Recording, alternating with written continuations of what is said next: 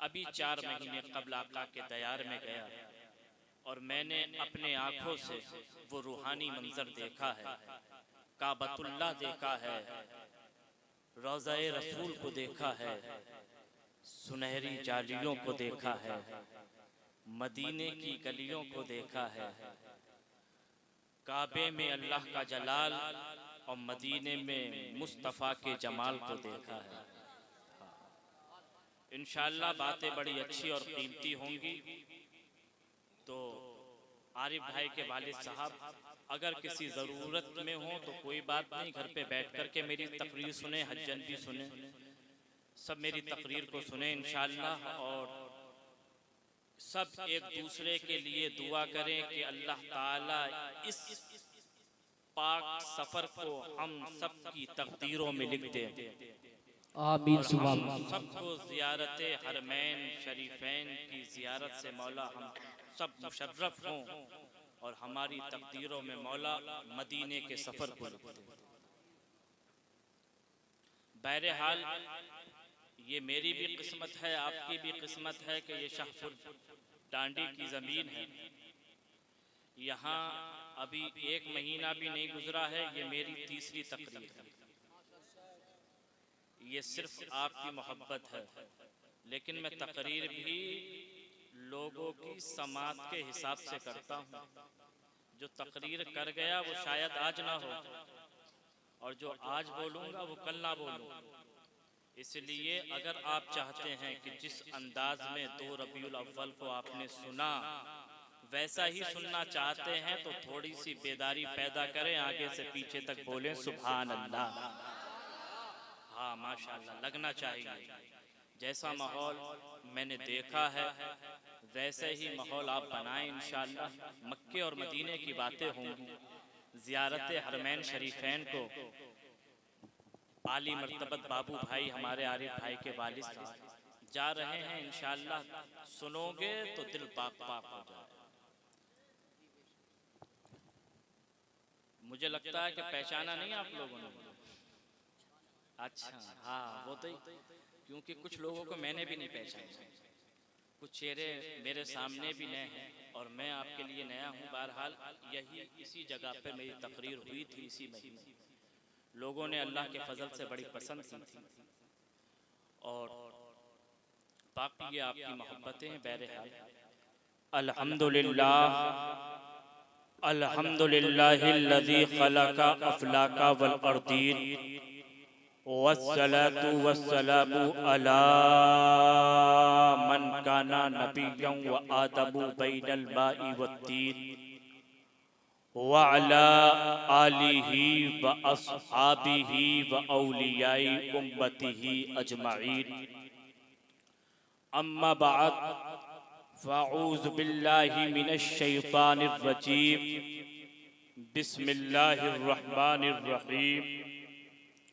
क़ाल अल्लाहु तबारक व तआला फ़िल क़ुरआनिल मजीद वल फ़ुरक़ानिल हमीद।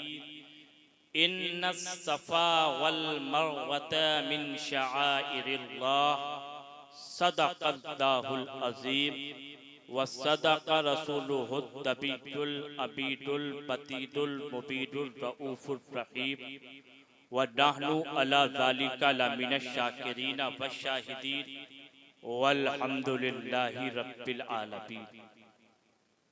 इसको ऐसा करें कि पीछे हूँ तब भी इसकी कैचिंग ऐसे होना चाहिए कि जैसे आगे से बोल रहा हूँ वैसे पीछे से बोल। इस तरीके से इनका बॉक्सों का आवाज़ आप पूरा खोल करके रखें। आइए बगैर किसी तमहीद के आगे से पीछे तक पूरा मजमा अपने आका की मोहब्बत में सबसे पहले गुंबदे खजरा में आराम फरमाने वाले आका मेरे मुस्तफ़ा तेरे मुस्तफ़ा पूरी कायनात के मुस्तफ़ा जिनको जमाना पुकारे शम्सुद्दुहा बद्रुद्दुजा नूरुल हुदा खैरुल वरा खैरुल बशर रहमतुल आलमीन शफीउल मुज़नबीन, जिनके बारे में मुफस्सरीन इरशाद फरमाए कि नबी का वजूद कोई आम वजूद नहीं है, बल्कि मुफस्सिरीन इरशाद फरमाते हैं कि नबी का चेहरा वजह होता है, नबी का हाथ यदुता है, नबी की आँख ऐदुता है, नबी के कान उज़ुता है, नबी की ज़बान लिसानुता है, नबी की शान इत्ता कल कौसर है, नबी का मकाम वमा अरसलता का इत्ता रहमतल आलमीन है, और नबी का दर्स ला इलाहा इत्तता, और नबी का पूरा वजूद मोहम्मदुर रसूलुल्लाह है। शेख सादी फरमाते हैं कि चले जब हुजूर सुए फलक बलगल उलाबी कमालिही, और कोई देखे उनके चेहरे की चमक और तमक कशफत तुजाबी जमालिही, और वो है बेमिसाल तरीचे शक हसनत जमीउ बिखिसालिही, और उन्हें देखे हूरो मलक तो पढ़े सब सल्लू अलैहि व आलिही, पढ़े दरूद पाक अल्लाहुम्मा सय्यिदना मुहम्मद सल्लल्लाहु अलैहि वसल्लम, या हबीब अल्लाह या नबी अल्लाह सल्लल्लाहु तआला अलैहि वसल्लम। वो अशार जो मैं अपनी हर तकरीर की स्टार्टिंग में पढ़ता हूँ, फिर से समाअत करे। फज़ले रब्बुल उला, और क्या चाहिए, फज़ले रब्बुल उला, और क्या चाहिए, अरे मिल गए मुस्तफा, और क्या चाहिए, मिल गए मुस्तफा, और क्या चाहिए, और क्या चाहिए, और दामने मुस्तफा जिनके हाथों में है, दामने मुस्तफा जिनके हाथों में है, अरे उसको रोज़े जज़ा और क्या चाहिए, उसको नारे तकबीर, नारे रिसालत, वस्ल के आला हजरत फैज़ाने शाजी या हुजूर खतीब अहले सुभान मियां साहब किबला, नारे तकबीर, माशाअल्लाह, उसको रोज़े जज़ा और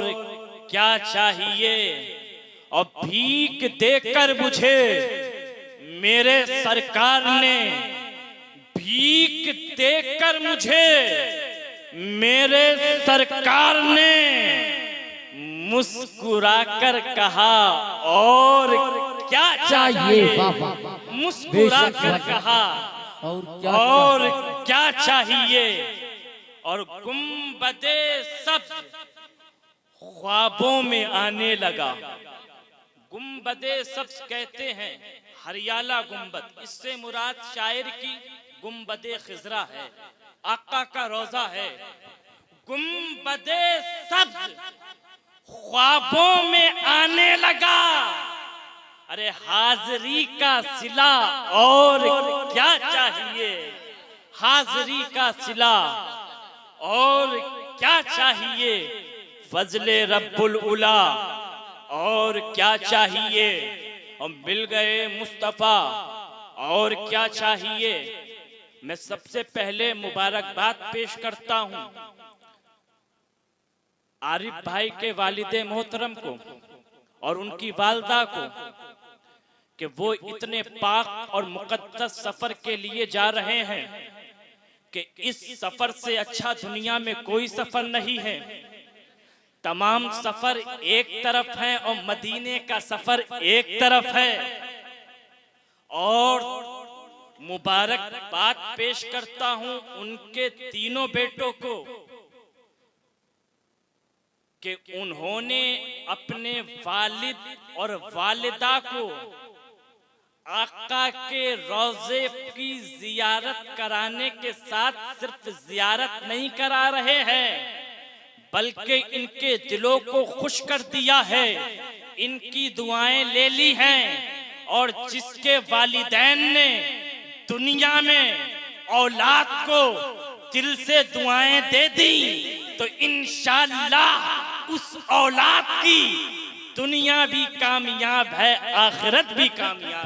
पापा बेशक, जिंदाबाद जिंदाबाद, बेशक वाल्लाह। चाहे आरिफ भाई हो, चाहे आसिफ भाई हो, चाहे तस्लीम भाई हो, तुम अपने वालिदैन को सिर्फ सफरे मदीना पे नहीं भेज रहे हो, हकीकत ये है कि तुमने ये सफर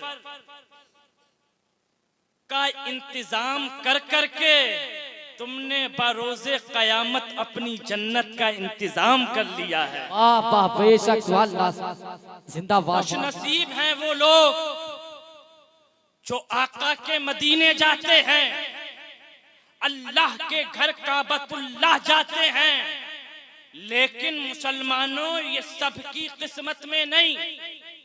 हमने दुनिया के अंदर कितने ऐसे करोड़पति और खरबपति भी देखे हैं कि जिनके पास अल्लाह ने मालो दौलत से नवाजा है, दौलत के अंबार लगे हैं, दौलत के ढेर लगे हैं, प्रॉपर्टी का कोई जवाब नहीं है, सोना उनकी तिजोरियों में भरा रखा है, लेकिन उनकी किस्मत में तब भी सफर मदीना नहीं है, काबतुल्लाह का सफर नहीं है। तो समझ में आया कि मदीने का सफर पैसे से नहीं होता है, बल्कि मदीने का सफर आका को जिसका बुलावा आ जाता है, आका जिसको बुला लेते हैं वो मदीना चला जाता है।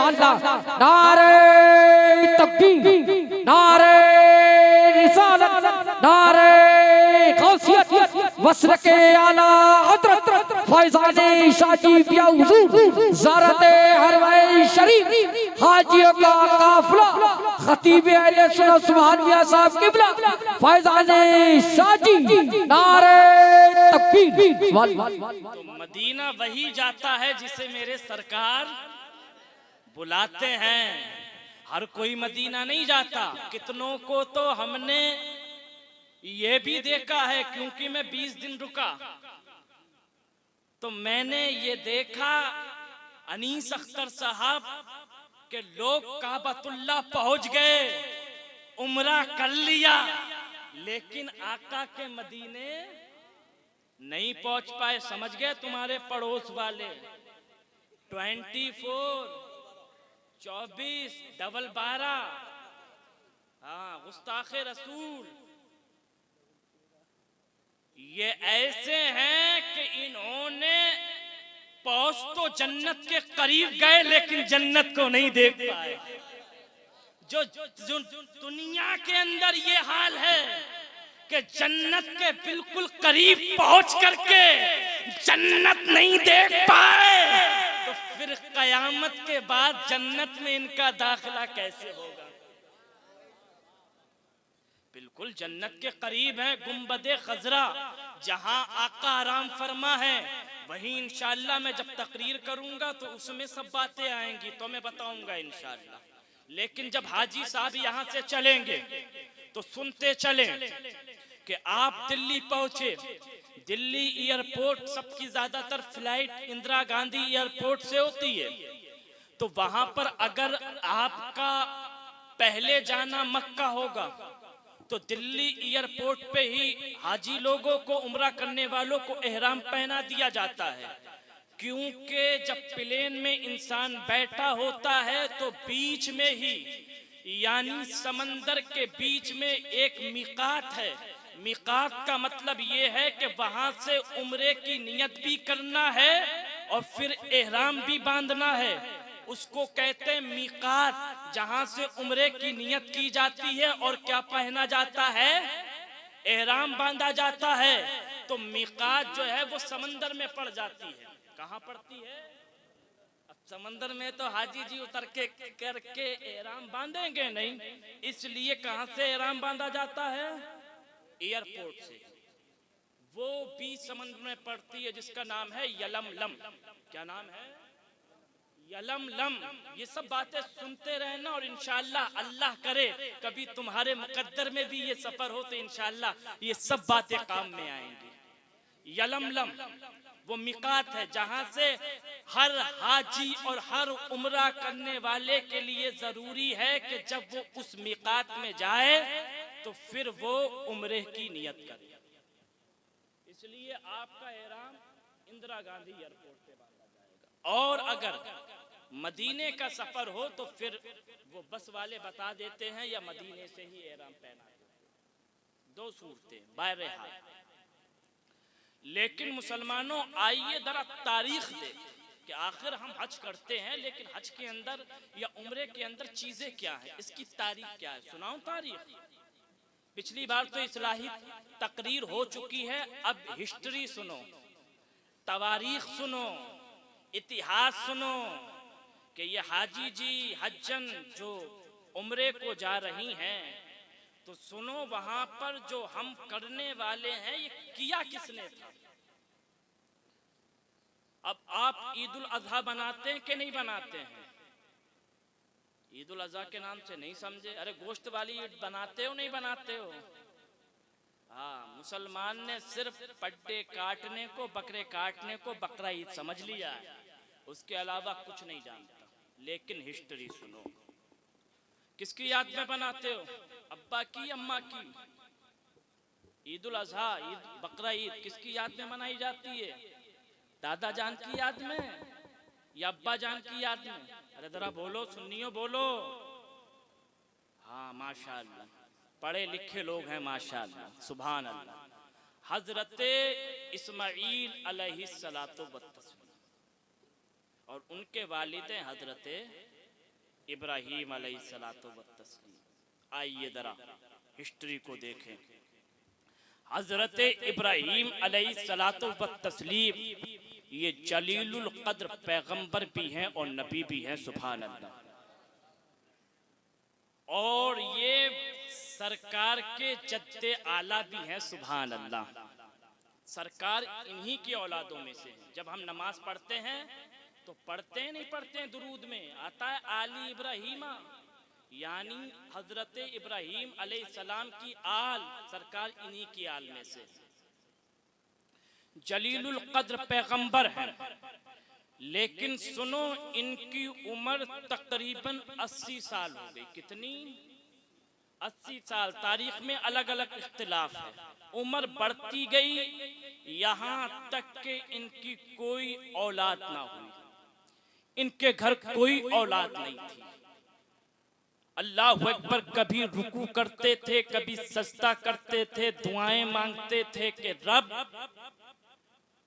मेरे पास कोई औलाद नहीं है, ऐ परवरदिगारे आलम ऐसे असबाब पैदा कर, चाहे बेटा हो चाहे बेटी हो, दोनों में से मौला कोई भी हो ऐसा सबब पैदा कर दे कि मैं साहिबे औलाद बन जाऊं।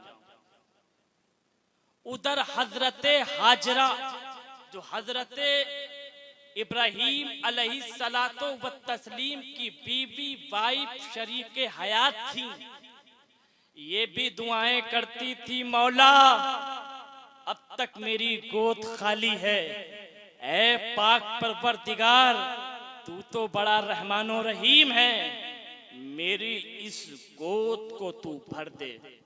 अल्लाह अकबर। हजरत इब्राहीम अलग दुआ करते थे, हजरत हाजरा रज़ी अल्लाह ताला अन्हा अलग दुआ करती थी। दोनों दुआएं करते थे कि मौला औलाद नहीं है, गोद खाली है, तू बड़ा रहमानो रहीम है, ऐ पाक परवरदिगारे आलम तू हमें औलाद जैसी नेमत से भी नवाज। ऐ परवरदिगारे आलम तूने मुझे अपना नबी बनाया है, ऐ परवरदिगारे आलम तूने मुझे अपना रसूल बनाया है, मुझ पर सहीफे नाजिल किए हैं, मेरे पास तेरा महबूब तेरा महबूब फरिश्ता हज़रत जिब्रील भी तशरीफ लाते हैं, तेरा पैगाम तेरा मैसेज मुझ तक पहुंचाते हैं। लेकिन ए पाक परवरदिगारे आलम, अभी मेरे पास कोई औलाद नहीं है। ऐ मेरे मौला, मेरे विसाल के बाद, मेरे इंतकाल के बाद, मेरे इस दुनिया में दुनिया से जाने के बाद मेरा जानशीन, मेरा वारिस कौन होगा? हज़रत इब्राहीम अलैहिस्सलातो व तस्लीम अपनी पेशानी को रब की बारगाह में झुकाते हैं, सजदे पे सजदा कर रहे हैं, दुआएं मांग रहे हैं। ऐ परवरदिगारे आलम, अभी मैं बे औलाद हूँ। ऐ परवरदिगारे आलम, लेकिन तू तो रहमान और रहीम है, तू तो अपने बंदों पर रहम करने वाला है। मौला तू तो करीम है, अपने बंदों पे करम करने वाला है। उधर हज़रत हाजरा अपने दामन को फैला करके दुआएं मांग रही है। ऐ रब्बे कायनात, तू तो बड़ा रहमान और रहीम है। ऐ परवरदिगार, मैं किसी आम इंसान की बीवी नहीं, बल्कि तेरे पैगंबर की बीवी हूँ, तेरे नबी की बीवी हूँ, तेरे रसूल हज़रत इब्राहीम की बीवी हूँ। उधर हज़रत हाजरा दुआ कर रही है, इधर इब्राहीम दुआ कर रहे हैं। रब ने भी अंबिया की दुआओं के अंदर वो तासीर रखी है कि अल्लाहु अकबर, इनकी कभी दुआ रद्द नहीं होती है। क्या नहीं होती है? नहीं होती, नहीं होती है। जो दुआ ये अल्लाह के पैगंबर, अल्लाह के रसूल कर दें, रब उसको कबूल कर लेता है। अल्लाहु अकबर। हज़रत इब्राहीम हज़रत हाजरा की दुआ कबूल हुई। कबूल होने के बाद खुशखबरी मिली और 9 महीने के बाद गुड न्यूज हुआ। पता चला कि उनके घर के आंगन में एक फूल महका है। सुभान अल्लाह। लेकिन हमारे माशरे के अंदर भी ये देखा जाता है कि जब बच्चा पैदा होता है, अगर लड़का पैदा हो तो बाप अलग मुस्कुराता है, दादी अलग मुस्कुराती है, नानी अलग खुश होती है। लेकिन अगर घर पर बेटे की जगह अगर बेटी आ जाए तो बाप का अलग मूड खराब है, दादी का अलग चेहरा उतरा है, नानी का अलग चेहरा उतरा है। आखिर वजह क्या है? बेटी आई, बेटी आते ही इंसान ने अपने जहन में कैलकुलेटर चलाया और चलाने के बाद सोचा ये बेटी घर पे आई है, इसे पढ़ाऊंगा, लिखाऊंगा, तरबियत दूंगा, पालूंगा। पालने के बाद जब बेटी जवान हो जाएगी, जवान होने के बाद इसका रिश्ता करूंगा। रिश्ता करने के बाद जब शादी का सोचता है तो बीपी बढ़ जाता है। सोचने लगता है कि शादी भी कोई आम शादी थोड़ी है, 15 या 20 लाख का खर्चा है। इसीलिए बाप का अलग दिमाग खराब है। नंसाल वाले सोच रहे हैं कि प्रेशर पड़ेगा कि भाई खास मामला है तो दहेज में जरूर हेल्प की जाए। तो इसकी वजह से नानी और नाना अलग परेशान हैं। उधर दादा और दादी भी सोच रहे हैं कि अगर लौंडा कमजोर है तो जिम्मेदारी हमारे कंधों पर है। इसलिए चेहरे थोड़े छोटे हैं, मुरझाए हुए हैं। लौंडा पैदा हुआ तो पूरे मोहल्ले में लड्डू, और अगर लड़की पैदा हो तो घर में भी लड्डू नहीं। ये हकीकत है मुसलमानों। वजह क्या है? दहेज। वजह क्या है? शादी। वजह क्या है? इतना लंबा ताम और झाम जिस तरीके की हमने शादी बनाई है। लेकिन तरह शाहपुर के जिंदा दिल मुसलमानों, अच्छा बिटिया पैदा हुई तो कैलकुलेटर खूब चलाया कि 15 से 20 और 20 से 25 लाख की बिटिया की शादी होगी। लेकिन जब बेटे पैदा होते हैं तो कैलकुलेटर क्यों नहीं चलाते? क्या बिटिया पढ़ नहीं सकती? क्या बिटिया कमा नहीं सकती? अरे तुमसे ज्यादा आज अगर देखो हिंदुस्तान के अंदर ही और विदेशों के अंदर जो सबसे ज्यादा तरक्कियां कर रही हैं वो कोई और नहीं बल्कि मेरे तेरे घर की माँ और बहनें हैं। एरोप्लेन चलाने में लड़कियां माहिर, ट्रेन चलाने में लड़कियां माहिर, इंजीनियर लड़कियां, डॉक्टर लड़कियां, कौन सा महकमा लोगे, एसडीएम लड़की, डीएम लड़की, एसएसपी लड़की, टीचर लड़की। और अभी एक ही काम रह गया था मियाँ, अब बड़ी बड़ी मियांदी भी आ गई हैं मैदान में। हाँ, उन्होंने चिल्ले तो नहीं करे हैं, बस चराग रख लिए 10-11 घर पे, और ये सीधी सादी भोली भाली कह रही हैं कि हमारी भिन्न बहुत पहुंची हुई हैं, सब मन्नतें और मुरादें वही पूरी कर रही हैं, कहीं नहीं जाएगी, नमाज रोजे से दूर है। लेकिन किसी ने बता दिया ललो मेरे पेट में दर्द था, उसने पढ़ा है, फूका है, चराग पे बिठाला है, बिल्कुल सही हो गया है। अब ये एक को नहीं बताएगी, 11 को बताएगी, वो 11 111 को बताएगी। पता चला कि कल तक जिसके पास खाने को नहीं था आज काय से खा रहे हैं, मुर्गे से खा रहे हैं, बकरे से खा रहे हैं। ये हकीकत है, हकीकत आज की सच्चाई है। लेकिन लड़कियां पैदा हुई, तुमने अपने चेहरों को सुकेड़ा, नाराज हुए, गुस्सा हुए। लेकिन जिंदा दिल शाहपुर के मुसलमानों जरा सोचो, अगर बेटा पैदा हुआ तो बेटा अगर तुम्हारे घर में एक ही कमरा हो, उसी के अंदर भाई हो, बहन हो, बाप हो, अब बेटे की शादी उस कमरे में तो हो नहीं सकती। अलग से इंतजाम करोगे कि नहीं करोगे? घर छोटा हो तो अलग से घर खरीदोगे कि नहीं खरीदोगे? शाहपुर में क्या फ्री मिलती है जमीन? शायद हिंदुस्तान में कहीं नहीं मिलती है, हर जगह पैसा खर्च होता है। मेरी बहेड़ी में तो अगर हाईवे पे खरीदोगे तो तकरीबन 4 से 5 करोड़ रुपए बीघा हाईवे पे जमीन की कीमत है। अगर लौंडे का आधे बीघे में भी घर बनाया तो खाली 50 लाख की तो मियां जमीन है। फिर उसको बनाने के लिए भी 50 लाख रुपए चाहिए। कितने होगा? 1 करोड़ रुपए। वो भी पता नहीं कि आने वाली बहू रानी, आने वाली दुल्हनियां अच्छी हो कि आदत उनकी कैसी हो, जमीन पर रहे या उनका दिमाग आसमान पर रहे, इसकी भी कोई गारंटी और वारंटी नहीं है। तो तुमने ये तो सोच लिया कि बिटिया आई है, इतना खर्चा। लेकिन जब बेटों की शादी करते हो तो खूब धूमधाम से करते हो।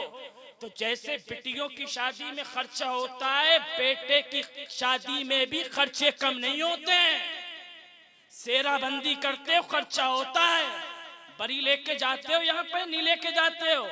बरी भी कोई फ्री में थोड़ी बन रही है। लाखों लाखों रुपए के कपड़े के शरारे हैं, के गरारे हैं, के बुरखे हैं। सूट भी 2-4 से काम नहीं चलता है। 21, 51 हमने देखा है, कहीं कहीं तो 101। अगर 1000 रुपए का भी सूट है तो 1,01,000 रुपए हो गए खाली किसके? सूटों के। बाकी गहने और जेवर मियां अलग रह गए। अगर 10 तोले बेटे को सोना चढ़ा दिया तो वो भी 6 लाख का हो गया। तो बेटियों की शादी का तो जोड़ते हो, बेटों की शादी का क्यों नहीं जोड़ते? वलीमा करते हो तो वलीमे के अंदर खाना देते हो कि नहीं देते हो? वो खाना कोई फ्री में थोड़ी आता है। अगर 1000 लोगों का 2000 लोगों का खाना करोगे वो भी 2-2.5 लाख रुपए का है कि नहीं है? हाँ, तो इसलिए जब बेटी पैदा हो तो हमने ये जहमत बनाई है, हमने उसके लिए बोझ बनाया है। बल्कि आका ने तो फरमाया कि जब घर पर बेटी आती है तो सिर्फ बेटी ही घर पे नहीं आती है, बेटी के साथ अल्लाह की रहमत घर पर आया करती है। मेरी बात लिख लियो शाहपुर टांडी वालों, जो मोहब्बत तुम्हें बेटी दे देगी वो बेटा नहीं देगा। बेटे को फोन करो, कहेगा अब्बा जान अभी 2 दिन का काम रह गया, तीसरे दिन फ्लाइट पकड़ूंगा तो आऊंगा। लेकिन कुर्बान जाओ इन बिटियों पर, इन बहनों पर, इन बेटियों पर। यह हकीकत है, हमने खुद देखा है। अगर बाप शाहपुर टांडी में हो और बिटिया अगर दिल्ली या बंबई हो और पता चल जाए कि मेरी माँ की तबीयत खराब है, अगर पता चल जाए कि मेरे बाप की तबीयत खराब है, तो फिर ये ससुराल में रुकती नहीं है जब तक अपने बाप की खैरियत नहीं पूछ लेती, जब तक अपने बाप को नहीं देख लेती, जब तक अपनी माँ को नहीं देख लेती, इसको चैन नहीं आता है। अगर दुनिया में वालिदैन से सच्ची और पक्की मोहब्बत अगर कोई करता है तो वो तुम्हारे घर की बेटियां हैं। बेटियों से ज्यादा घर में वालिद और वालिदा से मोहब्बत ज्यादा कोई नहीं करता। अब लड़के ये बच्चे सोचेंगे नौजवान है, रिश्ता तो खैर मेरा भी हो गया है और जल्दी में ही हुआ है, बहरहाल अभी आप सोचेंगे कि बेटे भी तो मोहब्बत करते हैं मियाँ, तुम बेटों को क्यों नहीं कहते? बेटे तो ऐसे ऐसे भी देखे हैं कि बाप बूढ़े हो जाते हैं तो अल्लाह अकबर, अगर चल नहीं मिलता तो उन बेटों को भी देखा है जो अपने कांधों पे बिठा करके अपने वालिद को सफर कराते हैं। उन बेटों को भी देखा है जो अपने वालिद को सहारा देते हैं। उन बेटों को भी देखा है अगर वालिदा ज्यादा सख्त अलील हैं तो अपने खानों से, अपने हाथों से उनको लुकमा खाना खिलाते हैं। लेकिन सब बेटे ऐसे नहीं होते। उन बेटों को भी देखा है जो 25 साल पहले कुछ और होते हैं और जैसे ही घर पे बहू रानी महारानी आती हैं तो तेवर अलग होते हैं। जो बातें ये वालिदैन, बूढ़े माँ और बाप 25 साल में ना पढ़ा पाए, इसने 25 दिन में पता नहीं कौन सी स्टोरी, कौन सी कहानी, कौन सा ताबीज पिलाया। जो असर 25 साल में नहीं हुआ वो कितने दिन में, सिर्फ 25 दिन में हो जाता है। जो बेटा 25 साल बाप और माँ के साथ रहा वो 25 दिन में अपने चूल्हे को अलग कर लेता है कि नहीं?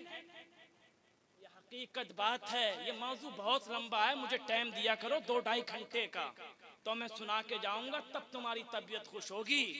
और तक बातें सब मेरी सच्ची होती हैं, कोई झूठी नहीं होती है। अगर झूठी हो तो मजमे में खड़े होके मुझे टोक सकता है, कोई बुराई नहीं है। जो बोलता हूँ वो डंके की चोट पे और मुआशरे के हालात देख करके बोलता हूँ। अब वक्त इतना कम है, हाजी साहब जा रहे हैं, जरा मदीने और मक्के की तो बातें होना चाहिए कि नहीं होना चाहिए? अब 1 बज गया, 2 बजे हाजी साहब को जाना है। बस मेरे पास 15 मिनट है, इंशाअल्लाह 15 मिनट में जरा मक्का और मदीना सुने। नहीं, अब इन्हें भी सफर करना है, मिलना मिलाना भी है, कभी और मौका देना तो सुना के जाऊंगा। मेरी खुद तबीयत नहीं भरती तो तुम्हारी क्या तबीयत भरती होगी? मैं तो चाहता हूँ खूब बातें हो ताकि तुम्हारी खूब इस्लाह हो। बातें सब समझ में आ रही है मेरी? आगे को बढ़ाऊं कि सलात तो सलाम पढ़ूं? हाँ, जरा मचल के बोलें सुभान अल्लाह। सुभान अल्लाह, बेशक सुभान अल्लाह। घर में आंगन में फूल महका, हज़रत इब्राहिम की दुआ कबूल हुई, हज़रत हाजरा की दुआ कबूल हुई। घर पर एक नूरे नजर आया, लखते जिगर आया, आंखों का चैन आया, दिल का सुरूर आया। हज़रत इब्राहिम ने जब उस नूरे नजर को देखा, लखते जिगर को देखा, आंखों में आंखें डाली, दिल को करार मिला।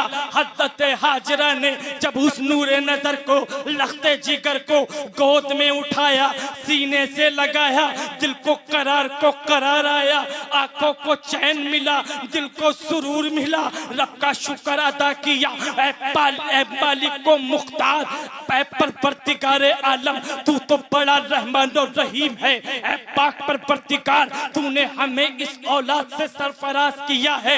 ऐ मेरे मौला, हम तेरी नेमतों का जितना शुक्रिया अदा करें, ऐ परवरदिगारे आलम, उतना शुक्रिया कम है। इतनी देर में आने वाला फरिश्ता आता है और कहता है, ऐ इब्राहिम, अल्लाह का हुक्म हो गया है, अब तुम यहाँ नहीं रुकोगे बल्कि अल्लाह के लिए हिजरत करो। हज़रत इब्राहिम, अभी बच्चा 2-3 दिन का है। कितने दिन का? 2-3 दिन का। हुक्म आ गया, हिजरत करो। क्या करो? हिजरत करो। ये काबा शरीफ से निकल करके बियाबान बस्ती में जाओ, दूसरी आबादी में जाओ, वहां अल्लाह का पैगाम बंदों तक पहुंचाओ। अब बताओ, इतनी मन्नत मुरादों से जो बच्चा मिला हो तो बाप को कितनी मोहब्बत उस बच्चे से होगी, माँ को कितनी मोहब्बत उस बच्चे से होगी। बच्चों से मोहब्बत, सब बच्चों से मोहब्बत होती है वालिदैन को, लेकिन जो मन्नत मुरादों के होते हैं उनसे कुछ ज्यादा ही मोहब्बत होती है। ये दुनिया का कायदा है मियाँ, कि जो चीज आसानी से मिल जाती है उसकी कदर कम होती है, और जो मुश्किल से मिला करती है उसकी कदर ज्यादा होती है। बड़े दिनों के बाद ये दौलत मिली थी, नूरे नजर मिले थे, लखते जिगर मिले थे। दिल चाहता था हज़रत इब्राहिम का बस नूरे नजर को देखता जाऊं, लखते जिगर को देखता जाऊं, सीने से लगाता रहूं, दिल को आराम पहुंचाता रहूं, आंखों को ठंडक पहुंचाता रहूं। लेकिन रब का हुक्म आ गया, ऐ इब्राहिम, ऐ मेरे खलील, यहाँ रुकना नहीं है बल्कि तुम्हें हिजरत करना है। अल्लाह अकबर। हज़रत हाजरा से अर्ज करते हैं, दिल तो नहीं चाहता कि हिजरत करूं, अभी बेटा 2-3 दिन का है, अभी तो मेरी आंखें भी नहीं भरी है, अभी तो मेरा दिल भी नहीं भरा है, अभी तो दिल चाहता है कि बेटे को देखता रहूं। लेकिन ऐ मेरे सादतमंद बीवी, अल्लाह का हुक्म हो गया है, अल्लाह का इरशाद हो गया है, अल्लाह की वही आ गई है कि मेरे लिए हिजरत करो, काबतुल्लाह को छोड़ दो। हज़रत हाजरा ने हज़रत इब्राहिम की आंखों में देखा, हज़रत इब्राहिम ने हज़रत हाजरा की आंखों में देखा, आंखों ही आंखों में इशारा और बातें हो गई। कहा, ऐ खलील, ऐ अल्लाह के पैगंबर, ऐ अल्लाह के रसूल, अगर किसी दुनियादार का हुक्म होता तो मैं तुम्हें जरूर रोकती, लेकिन ये हुक्म रब्बुल आलमीन का है, ये हुक्म मेरे रब का है, इसलिए मैं आल नहीं बन सकती, इसलिए मैं रुकावट नहीं बन सकती। अगर अल्लाह का हुक्म हो गया है, अल्लाह के लिए हिजरत कर रहे हो तो मेरी तरफ से इजाजत है। इजाजत मिली थी कि अल्लाह अकबर। उस वक्त वहां सब बियाबान जंगल था। क्या था? बियाबान जंगल था, रेगिस्तान था, न पानी था, न फल थे, न फ्रूट थे, न खाना था, न पीना था, कुछ नहीं था, बस अल्लाह का घर काबतुल्लाह था। हिजरत हुई, हज़रत इब्राहिम ने इंतजाम किया। एक मशकीज़ा, मशकीज़ा समझते हो? नहीं। थर्मस समझते हो? थर्मस, पानी वाला, जिसके अंदर पानी लो, अगर ठंडा डालो तो ठंडा रहता है, गर्म रखो तो गर्म। ये आज की टेक्नोलॉजी है। पहले चलते थे चमड़े के थैले, जिसे मशकीज़ा बोलते हैं, उसमें ठंडा पानी डालो तो ठंडा रहता था, गर्म डालो तो गर्म रहता था। मशकीज़ा हज़रत इब्राहिम ने उठाया, उसके अंदर पानी को भरा। पानी को भरने के बाद एक बैग लेते हैं, एक थैला लेते हैं, उसके अंदर खजूरों को रखते हैं। खजूरों को रखने के बाद हज़रत हाजरा के सुपुर्द कर देते हैं, और सुपुर्द करने के बाद कहते हैं, ये सादो सामान है, जब तुम्हें भूख लगे तो ऐ मेरी सादतमंद बीवी, इसमें से खजूरें खा लेना, जब प्यास लगे तो इसमें से पानी पी लेना। हज़रत इब्राहिम हिजरत कर गए हैं, अब वो नन्ना मुन्ना सा बच्चा है, हज़रत हाजरा है। जब भूख लगती है खजूरों को खा लेती हैं, जब प्यास लगती है मशकीज़ा खोलती है, पानी को लौटती हैं, अपने लबों से उस पानी को पी लेती हैं। जिंदगी का बसर 1 दिन होता है, 2 दिन होता है, 3 दिन होता है। घड़ी भी आती है कि अल्लाह अकबर, जो मशकीज़े में पानी था अब वो खत्म हो चुका है, जो थैले के अंदर खजूरें थी वो अब खत्म हो चुकी है। अल्लाह अकबर। अब दिल चाहता है हज़रत हाजरा का कि कुछ खाऊं। क्या दिल चाहता है? क्या चाहता है? कुछ खाऊं। लेकिन करीब देखा, करीब देखा, दाएं देखा, बाएं देखा, आगे देखा, पीछे देखा, न कोई बागात है, न कोई पेड़ है, न कोई फल है, कुछ नहीं है। फिर थोड़ा सा पानी बचाता, उसको पी करके प्यास बुझाती है। यहाँ तक के वो पानी भी खत्म और खजूरें भी खत्म।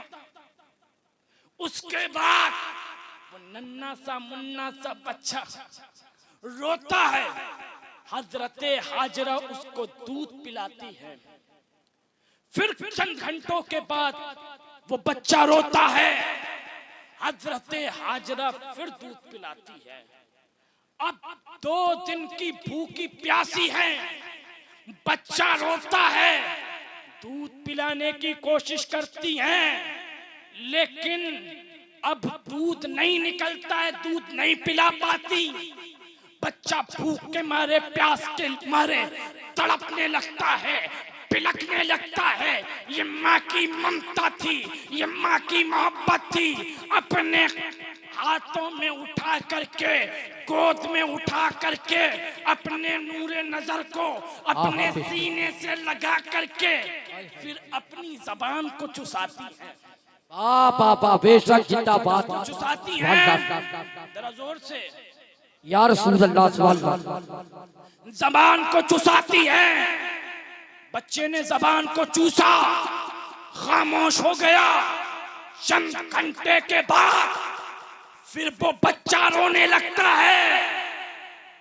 अल्लाह अकबर। फिर जबान को चुसाती हैं, फिर बच्चा रोने लगता है, यहाँ तक के जबान सूख करके काटा हो जाती है। अब जबान के अंदर कोई रतूबत और किसी भी तरीके की कोई तरोताजगी नहीं बची है। हजरत हाजरा बच्चे को देखती हैं, बच्चा लेटा है, परेशान है।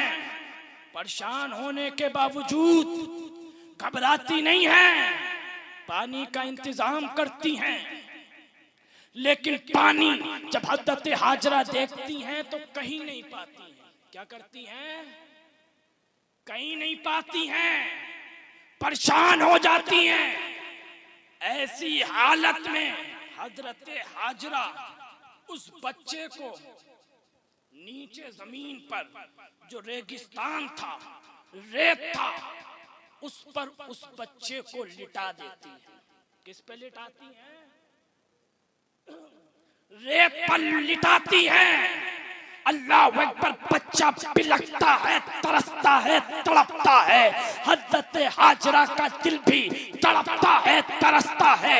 लेकिन उसके बावजूद जब देखा कि बच्चे के अंदर अब ताप नहीं है, अब भूख को बर्दाश्त नहीं कर सकता, हज़रत हाजरा उस बच्चे को लिटा करके अपने कदमों को आगे बढ़ाती है। नहीं मिला, तड़प गई। बच्चे को देखा, कहा मौला, इतनी मन्नतों के बाद, इतनी मुरादों के बाद, इतनी दुआओं के बाद, जिस नूरे नजर को तूने अता किया था, जिसको देख करके मेरी आंखें ठंडी होती थी, जिसको देख करके मेरे दिल को सुकून मिलता था, परवरदिगार, मेरा बच्चा भूखा है, प्यासा है, जिंदगी के आखिरी लम्हात है। परवरदिगार, अगर मेरे नूरे नजर को, लख्ते जिगर को अगर पानी नहीं मिला, चंद कतरात नहीं मिले, तो आज उसके सांसों की दौड़ टूट जाएगी। ऐ मौला, तू तो बड़ा रहमान है, तू तो बड़ा रहीम है। हज़रत हाजरा ने गोद में उठाया, बच्चा तड़प रहा था, बच्चा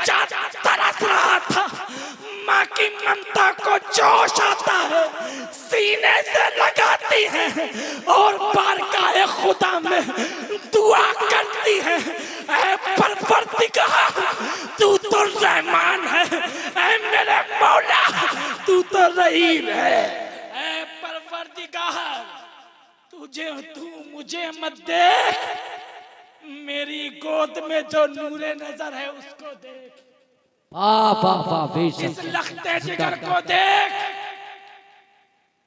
ऐ परवरदिगार आलम, ये जो बेटा है गोद में, ये कोई आम बेटा नहीं, बल्कि तेरे खलील, तेरे पैगंबर, तेरे नबी हजरत इब्राहीम अलैहिस्सलातु वत्तस्लीम का नूरे नजर है। वाह वाह वाह वाह बेशक, जिंदाबाद। हजरत हाजरा ने ऐसे दुआ नहीं की, बल्कि कहा परवरदिगार बच्चे के आखिरी लम्हात हैं, ऐ परवरदिगार आलम अब तुझे तेरे खलील का वास्ता, अब तुझे तेरे नबी का वास्ता, अब तुझे तेरे पैगंबर का वास्ता, अब तुझे इब्राहीम का वास्ता, मौला मेरे बच्चे के लिए पानी का इंतजाम फरमा। बेशक देखें रब की मशीयत, रब की रहमत जोश में आई, कहा ऐ जिब्रील तू देखता क्या है, जा देख मेरे पैगंबर, मेरे खलील, मेरे नबी का नूरे नजर प्यास से तड़प रहा है, भूख से पिलक रहा है। जहां मेरे महबूब, मेरे खलील, मेरे पैगंबर का नूरे नजर जहां अपने पैरों को मारता है, जहां एड़ियों को मारता है, वहां अपने नूरानी पर को मार। तारीख बताती है कि जैसे ही हज़रत जिब्रील इस दुनिया में तशरीफ लाए, जहां वो नूरे नजर अपनी एड़ियों को लगड़ता था, जहां एड़ियों को मारता था, हज़रत जिब्रील ने अपना वहां नूरानी पर मारा। उसका नतीजा ये निकला कि अल्लाह ने अपनी कुदरत से वहां पानी का चश्मा जारी कर दिया। वाह वाह वाह, जिंदाबाद बेशक, चश्मा जारी कर दिया पानी का चश्मा। अब वो पानी अल्लाह अकबर आगे बढ़ने लगा, इधर उधर जाने लगा। हजरत हाजरा ने रेत को हाथ में लिया और रेत को हाथ में लेने के बाद निडेर बनाई, रेत को डालती जाती थी और फरमाती जाती थी जम जम जम जम, ठहर जा। वो पानी कोई और पानी नहीं, बल्कि उस बच्चे के तलवों से निकलने वाला पानी आबे ज़मज़म। जिंदाबाद जिंदाबाद बेशक, पानी है आबे ज़मज़म। और वो बच्चा भी कोई और नहीं, बल्कि जिसकी तुम कुर्बानी करते हो हजरत इस्माईल अलैहिस्सलातु वत्तस्लीम है। पापा पा बेशक सुभान। अब ये हाजी साहब उम्रे को जा रहे हैं। उम्रे को जाने के बाद जब आप हरम शरीफ में पहुंचोगी, अल्लाह के घर में पहुंचोगे, तो कसम खुदा की ये अल्लाह का घर, मस्जिदें यहाँ भी हैं, नमाजें आपने यहाँ भी पढ़ी होंगी। एक नमाज पढ़ोगे, एक नमाज का सवाब मिलेगा, लेकिन वारे काबा, वारे अल्लाह का घर, वहाँ पर ये हाजी साहब आरिफ भाई के वालिद मोहतरम सिर्फ नमाज एक पढ़ेंगे, लेकिन ये काबे की अजमत है, ये काबतुल्लाह की अजमत है, ये अल्लाह के घर की अजमत है। नमाज सिर्फ एक वक्त की पढ़ेंगे, लेकिन हरम शरीफ में जब ये नमाज पढ़ेंगे, अल्लाह इनको 1,00,000 नमाजों का सवाब अता फरमाएगा। नारे तकबीर, नारे रिसालत, नारे गौसियत, ज़ारते हरमैन शरीफ, हाजियों का काफिला, मसलके आला हजरत फैज़ाने शाजी या हुजूर खतीब अहले सुन्नत सुभान मियां साहब किबला, नारे हैदरी। एक नमाज पढ़ेंगे हरम शरीफ में, सवाब कितना मिलेगा? 1,00,000 नमाजों का।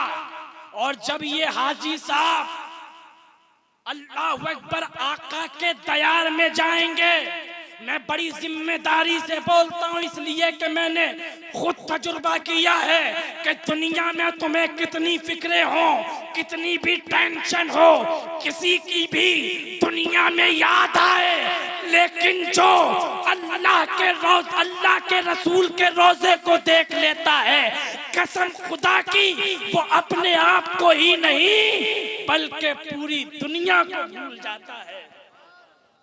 ऐसा हसीन और जमील वो आका का दयार है, वो हरियाला गुंबद है जिसे देखने के बाद कुछ याद नहीं आता, बस रसूलुल्लाह याद आता है।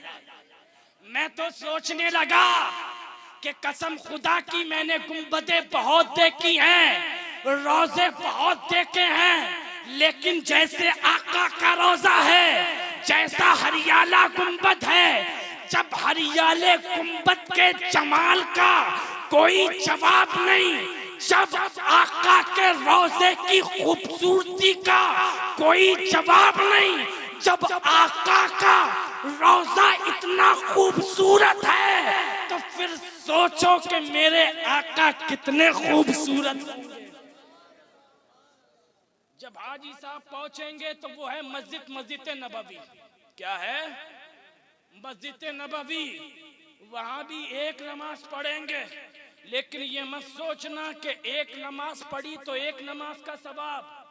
ये तो हिंदुस्तान में होता है, ये तो पाकिस्तान में, बांग्लादेश में होता है, ये तो अरब के अलावा, और अरब नहीं, मक्का और मदीना के अलावा होता है। एक पढ़ोगे तो एक नमाज का सवाब, लेकिन हाजी साहब उस रसूलुल्लाह पे कुर्बान जाओ, कसम खुदा की, जब उनके शहर में पहुंचोगे और मस्जिद नबवी के अंदर आप नमाज अदा करोगे तो रब्बे काबा की कसम, अल्लाह ताला तुम्हें एक नमाज का नहीं बल्कि अपने महबूब के सदक़े में 50,000 नमाजों का सवाब। जिंदाबाद, बेशक, सुभान अल्लाह, सुभान अल्लाह, बेशक, वाह वाह, सुभान अल्लाह, बेशक। 50,000 ज़ियारतें तो बहुत हैं, तकरीर करूंगा बहुत लंबा वक्त। जन्नतुल माला है जो काबतुल्लाह में है, उसकी ज़ियारत करें। उसमें हज़रत खतीजतुल कुबरा जो नबी पाक की पहली बीवी हैं, हम सब की माँ हैं, उम्मुल मोमिनीन है, अल्लाह अकबर, उनकी कब्र अनवर है। जन्नतुल बकी में जाएंगे जो रोज़े के बिल्कुल ठीक सामने है, उसमें दामाद पैगंबर हजरत उस्मान गनी रज़ी अल्लाह ताला अन्हु की कब्र अनवर है। उसके अंदर सहाबा की कब्र अनवर है, ताबईन की है, तबे ताबईन की है। जन्नतुल बकी ऐसा कब्रिस्तान है कि दुनिया के अंदर कहीं दफन हो जन्नत की गारंटी नहीं है, लेकिन जो रसूलुल्लाह के दयार के सामने कब्रिस्तान, जिसको ज़माना जन्नतुल बकी कहता है, दावे के साथ बोल रहा हूँ कि जो जन्नतुल बकी के अंदर मोमिन और सहीउल अकीदा सुन्नी दफन हो जाए तो वो दफन होना ही जन्नत का टिकट है। सुभान अल्लाह, किसका टिकट है? जन्नत का। लेकिन कैद लगा दिए मैंने, सबके लिए नहीं, सिर्फ TTS, टनाटन सुन्नी, जो बरेलवी है, आला हजरत से मोहब्बत करने वाले हैं, बुजुर्गाने दीन से मोहब्बत करने वाले हैं, सिर्फ उन्हीं के लिए जन्नत है मियाँ। ऐसे तो अगर कोई काफिर काबे में मर जाए या मदीने में मर जाए तो उसे जन्नत मिलेगी क्या? नहीं मिलेगी भाई। अकल का इश्क अलग है और नफ्स का इश्क, अकल अलग चाहती है और इश्क अलग चाहता है। अकल तो चाहती थी कि आका के मदीने में मरा है तो क्या मिले?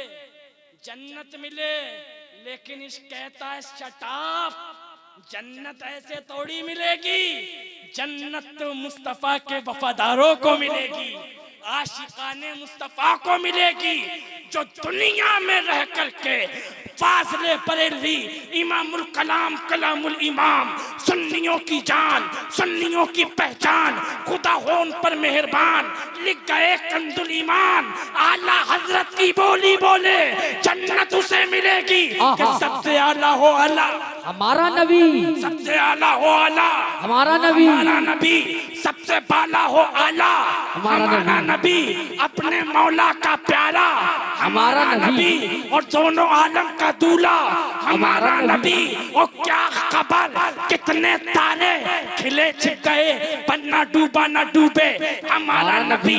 सारे अच्छों में अच्छा समझिए जिसे, है उस अच्छे से अच्छा हमारा नबी, और सारे ऊंचों में ऊंचा समझिए जिसे, है उस ऊंचे से ऊंचा हमारा नबी। और गमज़दों को रज़ा मुस्ता दीजिए के है बेकसों का सहारा हमारा नबी।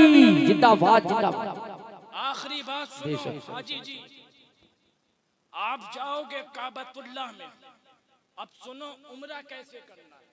जब आप जाओगे यहां से तो सुने, एक है निफली उम्रा, कौन सा निफली, एक है सुन्नत उम्रा, कौन सा सुन्नत उम्रा, और एक है वाजिब उम्रा, कौन सा उम्रा वाजिब उम्रा। पहले उम्रे का तरीका सुने कि जब आप जाएंगे तो सबसे पहले एक हाजी के लिए जरूरी है कि अगर गुस्ल ना हो तो सबसे पहले गुस्ल करे, अगर बावुजू ना हो तो पहले वुजू करे, उसके बाद मीकात जाए।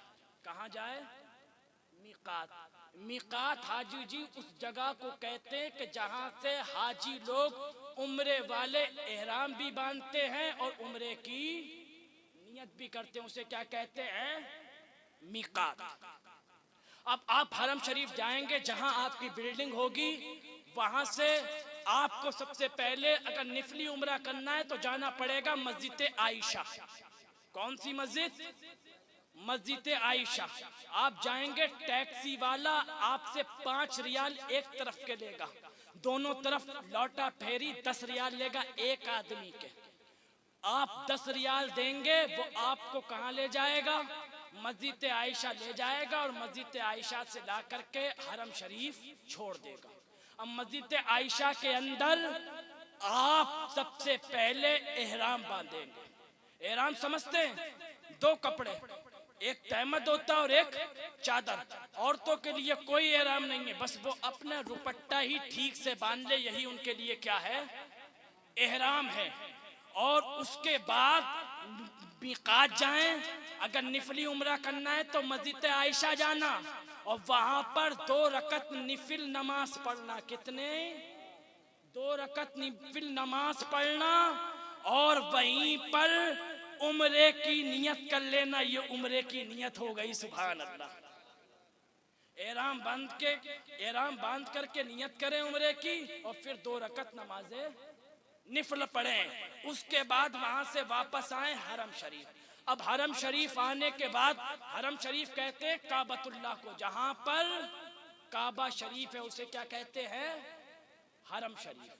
अब वहां पर आप आएंगे, वहां सबसे पहले आपको तवाफ करना है।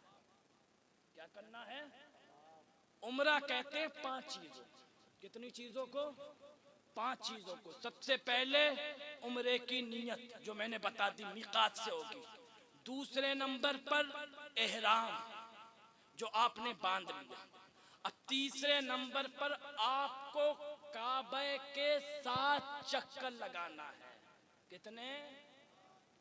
7 चक्कर। लेकिन हाजी साहब ऐसे नहीं लगाना है, उसका भी तरीका है कि जहां संगे असबत है उसके सामने जाकर के या तो उसे चूमे। अब इतनी भीड़ होती है, हर इंसान तो चूम नहीं सकता मियां, तो वहां पर उन्होंने ग्रीन लाइट, हरी लाइट लगा दी है।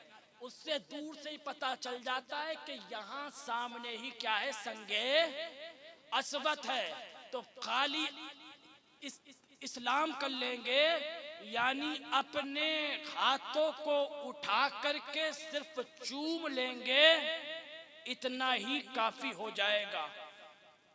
संगे असवद की तरफ अपने हाथों को करना और फिर अपनी हथेलियों को चूमना, गोया कि ऐसा है कि आपने संगे असवद को चूम लिया। तो यहाँ संगे असवद से पहला चक्कर शुरू होगा। 3 चक्कर जो लगाएं वो ऐसे लगाएं कि जब कोई लश्कर किसी से जंग फतह कर कर के आता है तो जिस तरीके से रोबो दबदबे के साथ अपने अकड़ करके सीने को तान करके चलता है, इस तरीके से रमल करे खूब, जैसा कि फातिहाना लश्कर चलता है, जैसे किसी पर जीत हासिल करने के बाद इंसान का हाव भाव होता है, सीना चौड़ा होता है, इस तरीके से आप चक्कर लगाएंगे। कितने? 3। उसके बाद कितने चक्कर बचे? 4। जैसे नॉर्मल चलते हैं, जैसे करते हो चलते हो, वैसे 4 चक्कर और लगाना है। कितने चक्कर हुए?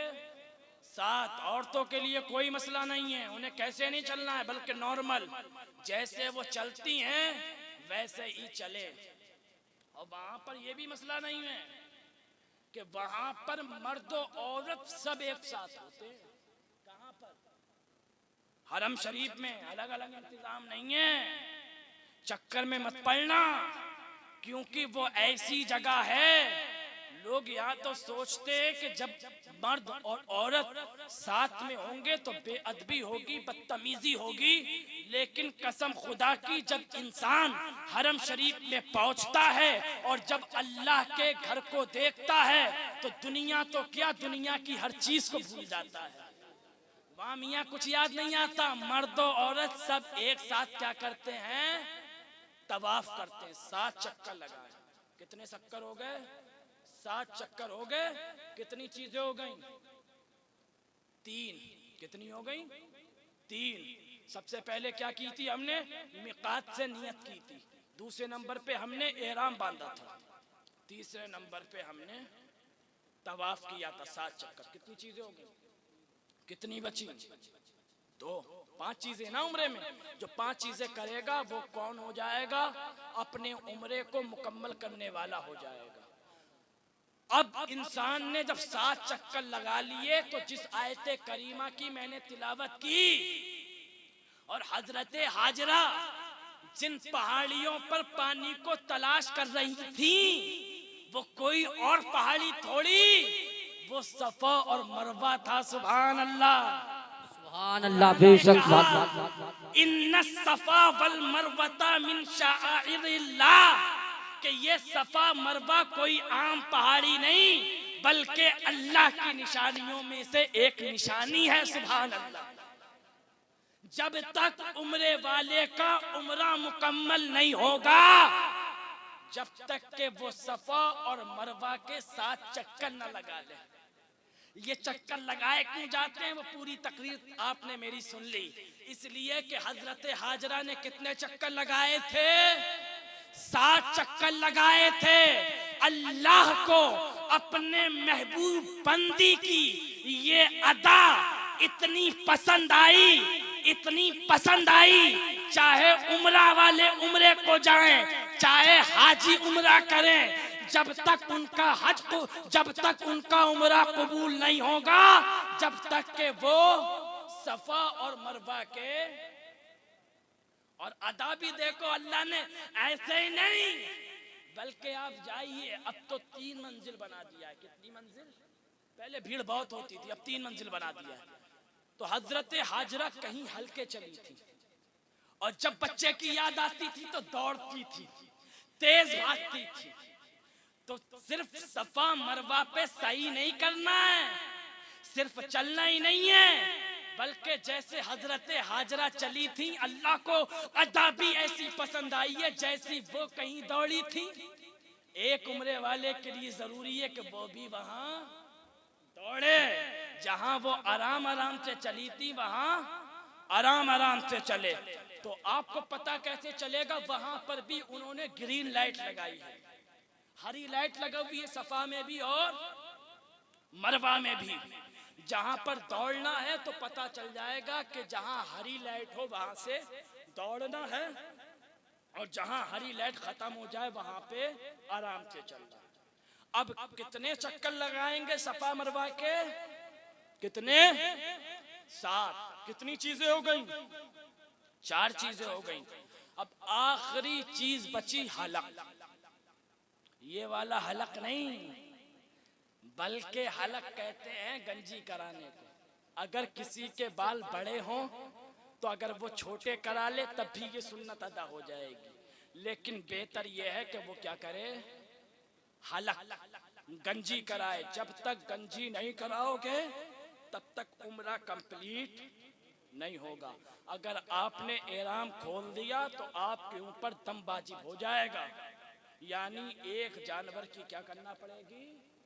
कुर्बानी। तो ध्यान रहे कि पहले हलक कराएं, पहले गंजी कराएं, उसके बाद एहराम खोलें। और औरतें अपनी चोटी के बाल कटवाएंगी। कितनी है? 1 उंगली के बराबर उनके क्या कटेंगे? बाल कटेंगे। वो क्या हो जाएगा? हलक हो जाएगा। तो ये 5 चीजें हो गई। जिसने ये 5 चीजें कर ली, गोया के उसका उम्रा क्या हो गया? कंप्लीट हो गया। और जिसने उम्रा कर लिया और बारगाह खुदा में मकबूल हो गया, तो समझ लो कि उसकी दुनिया भी कामयाब है, उसकी कामयाब। आखिरी बात करने लगा हूं 1 मिनट में। आदमी चाहता है कि मैं करोड़पति खरबपति बन जाऊं। शाहपुर वालों चाहते हो कि नहीं चाहते हो? हर आदमी चाहता है, हर इंसान की चाहत है। ये सिर्फ मैं ही नहीं, बल्कि ये बुजुर्गाने दीन का कौल भी है, मेरा तजुर्बा भी है कि जो चीजें मुझे उम्रा करने से पहले नहीं मिली थी, अल्लाह ने वो अता कर दी। और यहाँ तक के रसूलुल्लाह का फरमान भी है। उसका मफहूम ये है कि दुनिया में अगर कोई इंसान मालदार होना चाहता है तो वो कुछ और ना करे, काबतुल्लाह की जियारत करे, मेरे रोजे की जियारत करे, और दुनिया में एक बार हज कर ले, अल्लाह ताला हाजी को ऑटोमेटिक मालदार कर देता है। क्योंकि भाई नियत होती है। अब हज तो फ्री नहीं होता ना। हज में तकरीबन 4.5 से 5 लाख मियाँ बीवी जाएंगे तो 10 लाख दिल गुर्दा चाहिए मदीने को जाने के लिए। हाँ, वरना लोग और कुछ ऐसे भी जहन के होते हैं, खाली सोचते रह जाते हैं, जब तक नंबर मदीने का नहीं लेकिन कब्रिस्तान का जरूर आ जाता है। लेकिन खुदा के लिए ऐसा मत किया करो। अरे ये पैसा दौलत है क्या मियाँ? ये सब दी हुई तो अल्लाह की है, अल्लाह ने अता की है। अगर अल्लाह के नाम पे खर्च करोगे तो मेरा ईमान बोलता है कि वो दौलत कभी कम नहीं, बल्कि अल्लाह उस दौलत के अंदर बरकतें अता करता है। मस्जिद के लिए मस्जिदें बनाओगे, अल्लाह बरकतें करेगा, और मदरसे बनाओगे, अल्लाह बरकतें करेगा। और अल्लाह के लिए ये सफर उम्रा करोगे, हज करोगे, तो अल्लाह उस पैसे में कमी नहीं करता, बल्कि उस पैसे को दुगना कर देता है। हाँ, इसलिए जिसका है बजट तो अभी से इंशाअल्लाह नियत कर ले। मैं ये नहीं कहता कि आपने जन्नत दुनिया में किसी ने देखी है। कारी अनीस से पूछूं, कहेंगे हजरत नहीं। आपसे पूछूं, आप कहेंगे नहीं। लेकिन ये मैं दावे से बोलता हूं, जन्नत तो बाद में देखोगे, कयामत के बाद जब हिसाबो किताब हो जाएगा तब देखोगे। लेकिन कसम खुदा की, दुनिया में जन्नत देखना हो तो वो कहीं और नहीं, बल्कि वो मेरे आका के रोजे की जियारत कर ले। कसम खुदा की, दुनिया के अंदर क्या है? वो जन्नत है। बस आखिरी बात रह गई, जब वहां जाओगे तो रियाजुल जन्ना है। क्या है? कहां पे है ये? मदीना शरीफ में।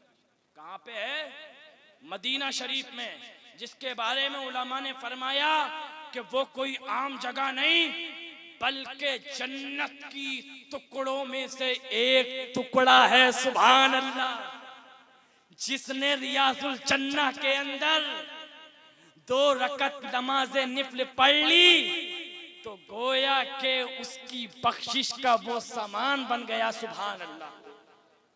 हाँ, तो रियाजुल जन्ना का वो पहले से, ये उम्रे वाले उसे कह देना, वो पहले से ऐप होता है, उस पे बुक होता है, जिसका नंबर आता है सिर्फ वो ही जाता है उसके अंदर 2 रकत नमाज निफल पढ़ने। तो उसके अंदर जरूर जाइए और सवाब के मुस्तहिक बने।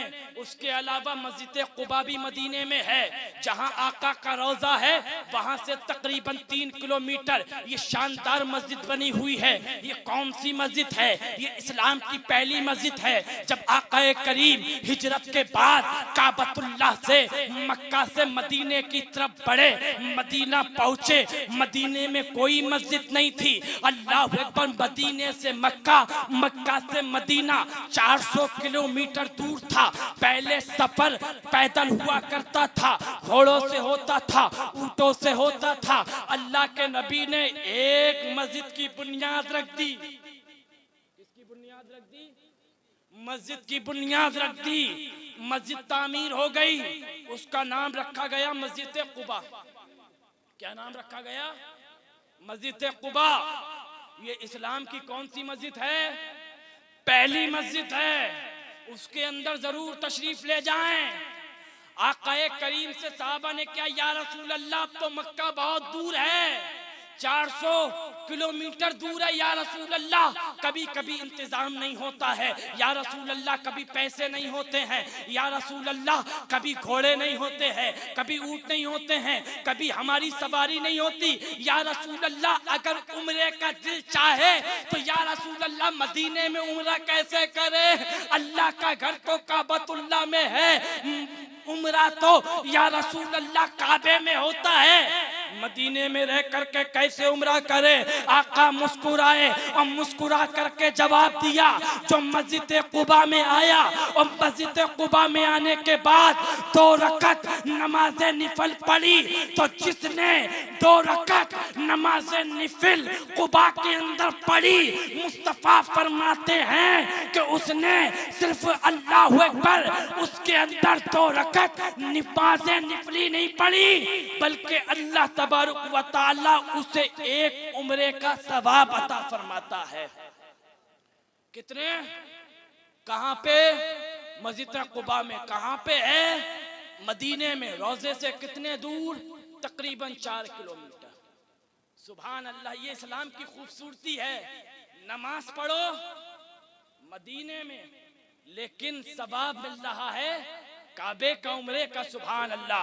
इसलिए अगर अल्लाह ने अता किया है तो जन्नत दुनिया में देखना हो तो जरूर आका के रोजे की जियारत करना, उस हरियाले गुंबद को देखना, सुनहरी जाली को देखना, आका के रोजे को देखना, मस्जिद नबवी को देखना, मस्जिद कुबा को देखना, मैदान बदर को देखना, मैदान ओहद को देखना, यहाँ तक के मैदान शजर को देखना। तरह तरह की जियारतें करते जाना। अल्लाह अकबर। इंशाअल्लाह अगर ये उम्रा तुम्हारा कबूल हो गया तो यही बख्शिश का जरिया बन जाएगा। फजले रब्बुल उला। और क्या चाहिए? मिल गए मुस्तफा। और क्या चाहिए? और दामने मुस्तफा जिनके हाथों में है उसको रोज़े जज़ा। और क्या चाहिए? भीख देकर मुझे मेरे सरकार ने मुस्कुरा कर कहा। और क्या चाहिए? और गुंबदे सब ख्वाबों में आने लगा, हाजिरी का सिला। और क्या चाहिए? चमक तुझसे पाते हैं सब पाने वाले, मेरा दिल भी चमका दे चमकाने वाले। वमा अलैना इल्लल बलाग।